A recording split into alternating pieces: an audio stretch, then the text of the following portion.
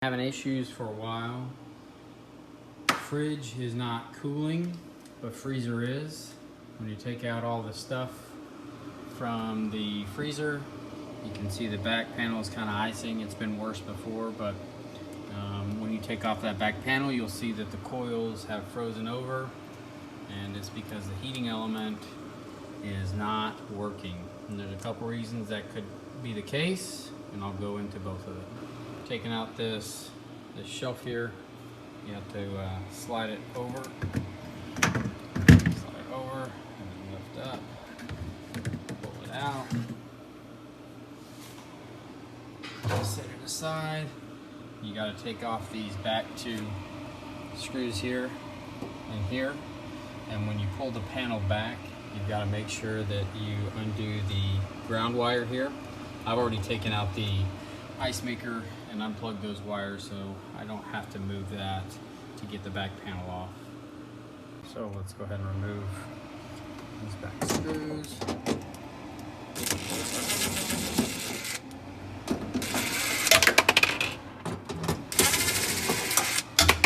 You can hear that fan blowing and going there. Back to the side.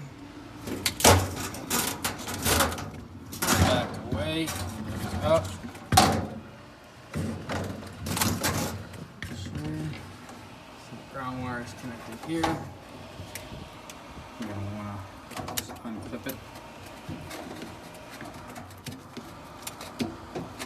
Alright, got that off. One thing I failed to mention is that you want to unplug the unit, the whole refrigerator, before you start any of this.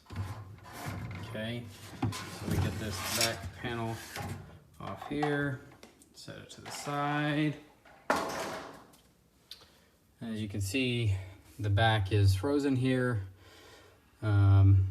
This is the coil that cools the freezer. You've got airflow going to the fridge through these ports here. You've got what's called the defrost heater, which is this black component here, runs along the bottom and up the side, and there's a wire connecting it all the way around and plugs in there.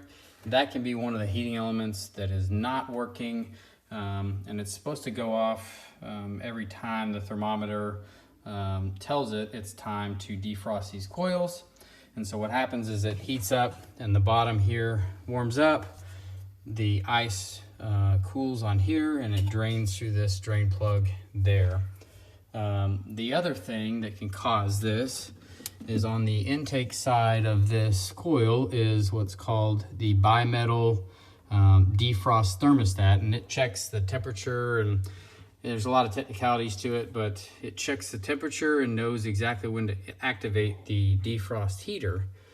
And so in terms of what causes this frosting, that's one of those two things is the issue. It's a failure of the bimetal defrost thermostat or the defrost heater. And so 90% of the time they say it's the thermostat, which is a cheaper fix.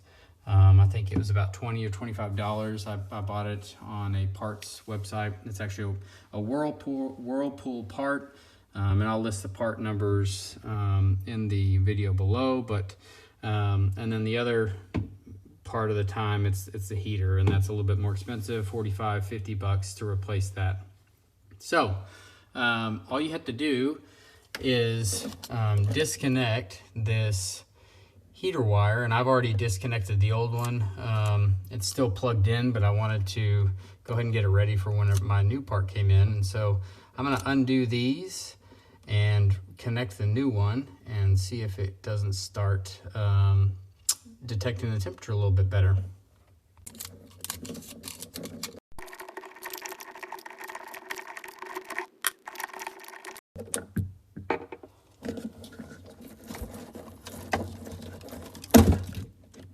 Just pops right off there.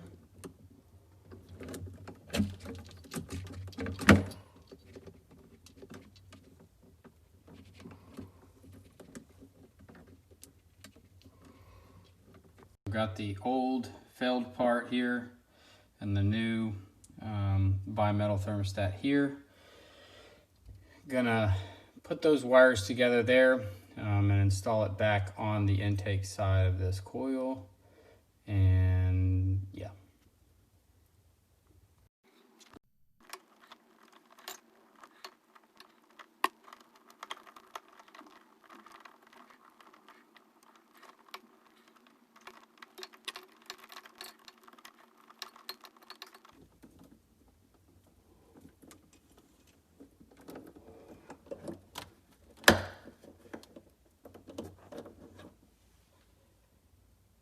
If you install the bimetal thermostat and you find that it's still not triggering the heating element, the defrost heater, then you may have an issue with the defrost heater as well.